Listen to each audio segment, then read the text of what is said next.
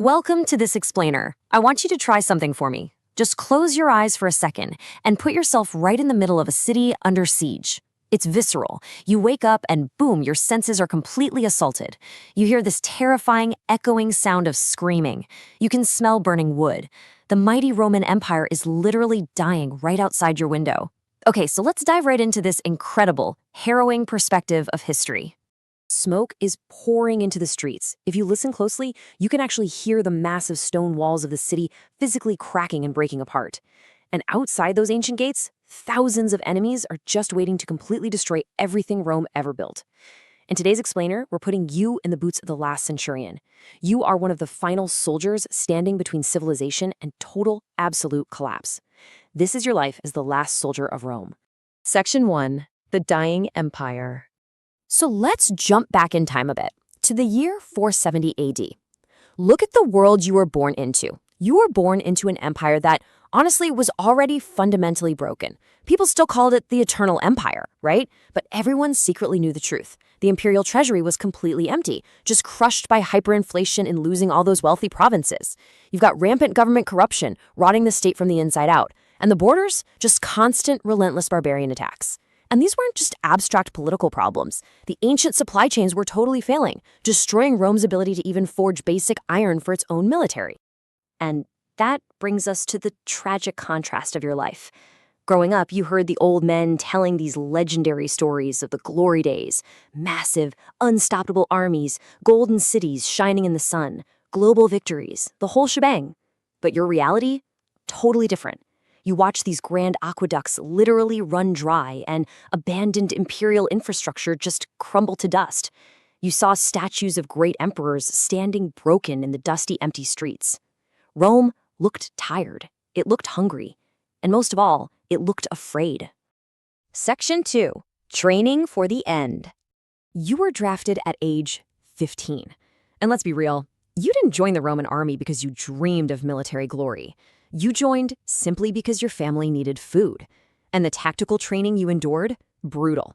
During the armatura drills, you trained with wooden swords and shields that were intentionally made twice the weight of standard issue. You felt the heavy armor cut right into your skin. You learned to hold a tight formation, to survive freezing nights out in the elements, and to obey orders without a single moment of hesitation. It was raw, painful survival training. And ringing in your ears every single day was this one mantra from your commander: Rome survives because soldiers never break. He would literally scream this at you.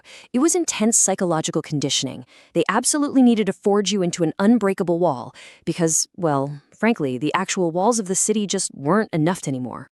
But here's the massive problem we're facing. The Roman army wasn't invincible anymore. Thanks to that collapsed economy and broken supply lines we talked about, the empire literally could not equip or pay its final defenders. You're fighting beside unpaid mercenaries who don't even speak Latin. And your equipment, those famous, iconic rectangular shields and short swords, gone, replaced by cheaper oval shields and long spathas. By the end, the last Roman legionaries looked almost identical to the barbarians they were fighting. Crazy, right? Section 3. The Enemy Approaches. Word comes from the north, and it's terrifying. A massive barbarian force is completely bypassing the borders and marching directly toward Rome itself. And instantly, that slow social decline we saw earlier turns into pure, absolute panic. Refugees are flooding the roads, carrying crying children and whatever broken belongings they can manage to drag along. The local civilians react in sheer terror to the approaching danger. You've got people packing into churches praying for a miracle, while others are just desperately trying to flee the city entirely. Total collapse is happening right in front of your eyes. Which brings us to a really profound question. If everyone else is fleeing in terror, why do you stay? You are an exhausted, unpaid soldier. The internal struggle here is massive. Every single human instinct is screaming at you to drop your spear and run. But you stay. And you stay because of this dreadful realization. If Rome falls, there is nothing left. The entire known world just goes dark.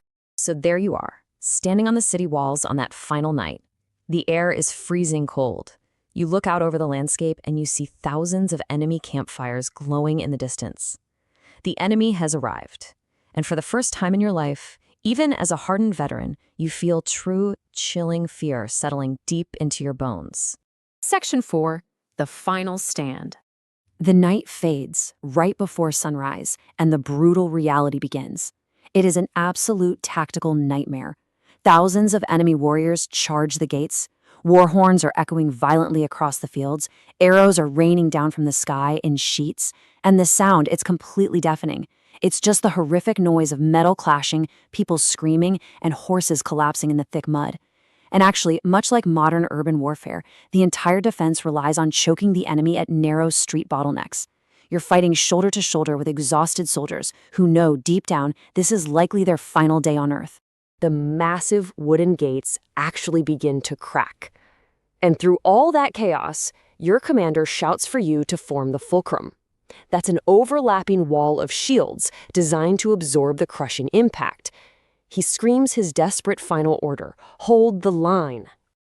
And you know what? You do. Your arms are literally shaking from pure exhaustion. Friends you've trained with for years are falling in the mud right beside you. But you don't run. Because in this exact moment, you realize you aren't just fighting for some crumbling stone buildings or an empty treasury anymore. You are fighting for an ideal. You're fighting for the very memory of Rome itself.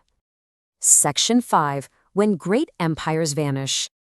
But flesh and bone can only hold out for so long against those overwhelming odds. The gates finally break.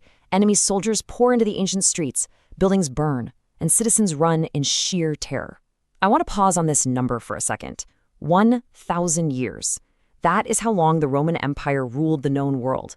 It's a fundamental lesson on societal collapse, guys. Decay happens slowly over decades, but the final ruin, that happens all at once.